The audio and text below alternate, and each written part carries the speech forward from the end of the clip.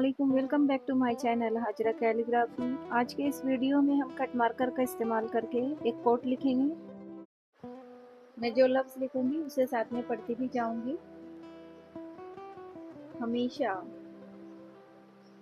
ये लफ्ज़ हुआ हमेशा। शुक्र, शुक्र गुजार, शुक्रगुजार बनो, हमेशा शुक्रगुजार बनो। आप की, आपकी जिंदगी, आपकी जिंदगी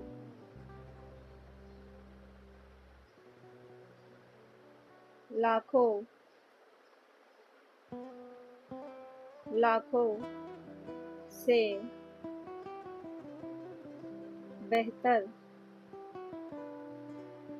बेहतर है। Thank you.